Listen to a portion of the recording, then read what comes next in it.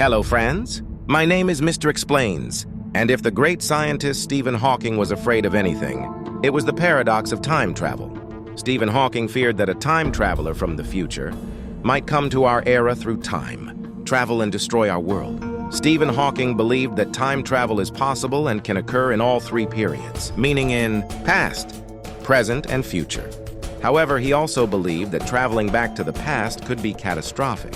Even traveling back just 1 minute could endanger the world. You might wonder how traveling back in time by just 1 minute could cause any harm. Stephen Hawking explains this with an example. Imagine a mad scientist conducting an experiment with time travel.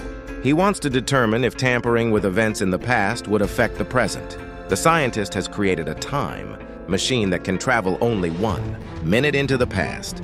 He travels back 1 minute and observes himself. He then immediately kills his past self by shooting him. What effect does this have on the present? The effect in the present would be that the scientist died exactly 1 minute before his time travel. But the question arises, who killed him? You might say he shot himself a minute earlier, but if he died before the time travel, how could he time travel at all? If he cannot time travel, how could he have gone back 1 minute to shoot himself? If he didn't shoot himself, who did? Our universe operates on certain principles. It has its own rules that cannot be broken. For any event to occur in the universe, there must be a reason. An event cannot happen without a cause. Similarly, things cannot be changed by time travel into the past. Tampering with the past would violate the universe's rules. Breaking these rules is impossible, and if it were possible, it would endanger the world. Returning to our previous question, who was it that killed the mad scientist? In this scenario, the scientist's death means the event occurred, but the reason for this event is undefined. As mentioned, the universe's rule is that any event requires a cause and effect. This is called cause and effect. Traveling back in time generates an effect, but the cause is eliminated. This situation is akin to the grandfather paradox. For example, if you travel back to your grandfather's childhood and kill him, you create an effect without a cause. If your grandfather died as a child, your father would never be born. Without your father, you wouldn't exist. So, who killed your grandfather? If changing the past isn't possible, is time travel to the past feasible? Stephen Hawking pondered this question as well. To find the answer, he conducted a peculiar experiment. He invited all time travelers. Stephen Hawking organized a party and sent invitations to future time travelers. The experiment was set up such that Stephen Hawking arranged food and drinks, all prepared on the table. He set the time for 12 o'clock for the time travelers to arrive. However, interestingly, Stephen Hawking organized the party without sending invitations beforehand. As the party time approached, Stephen Hawking's eyes were fixed on the ticking clock and the door through which the time travelers were expected to enter. As soon as it was exactly 12 a.m., Stephen Hawking looked towards the door and felt embarrassed. Time passed, but no one arrived at his party.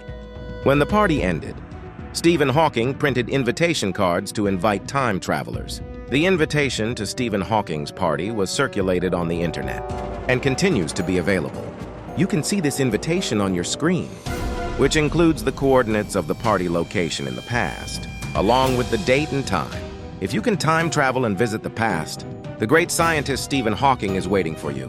You should attend his party. Are you genuinely considering attending Stephen Hawking's party?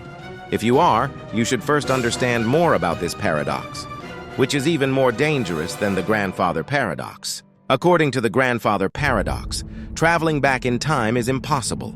Even if we could travel back, we couldn't change anything, and if we tried, we would be stuck in a loop where the events we try to change would inevitably occur. Essentially, if we tamper with the timeline, we become pawns of time, ensuring that the events we wish to alter still happen.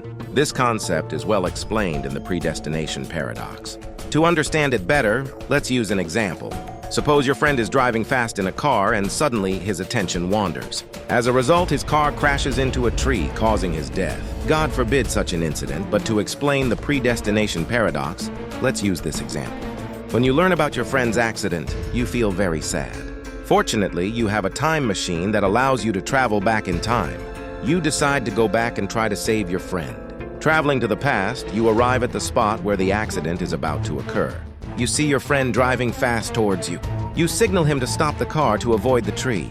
However, because of the car's high speed, your friend's attention is diverted towards you. causing him to lose control and crash into the tree, resulting in his death. You feel even worse because your friend's death was caused by your attempt to save him. Now listen carefully because things become more complicated.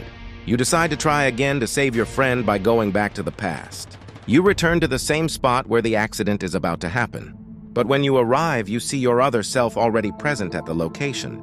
Trying to save your friend, your first self is making loud noises to alert your friend. You think that if your friend hears the noise from your first self, he will be distracted and crash into the tree. Therefore, you try to silence your first self. However, your friend notices you running in the middle of the road and gets distracted, leading to the crash and his death once again. The predestination paradox means that a predetermined event cannot be changed, and such an event will occur because of you. You are trapped in a loop of time. Time travel seems straightforward in theory, but is practically challenging. However, there is a multiverse theory that could resolve these time travel contradictions and allow tampering with the past. Let's return to Stephen Hawking's party. Despite organizing the party for time travelers, no one showed up. Why? Several reasons have been suggested. One possibility is that time travel may never become possible, which is why no one attended the party. Another reason could be that by the time a time machine is built in the future, Stephen Hawking's invitation might be destroyed, leaving future time travelers unaware of the party. A third reason might be that humanity in the future could face a natural disaster or world war, preventing the development of time machines. Fourth reason might be that time machines can only travel to the future, not to the past. A fifth possibility is that time travelers might deliberately avoid attending the party, due to the fear of paradoxes. Lastly, it could be that all time travelers did attend Stephen Hawking's party, but in a new timeline or multiverse. Regardless of the reason, Stephen Hawking's party remains evidence that a time machine might not have been created yet, but don't be discouraged. If you wish, you can revisit your past without creating paradoxes. We'll explore it in another video if I got time. But for now, you can help me little by hitting the like button and also the subscribe button, as it motivates us a lot. Thanks for watching and stay happy.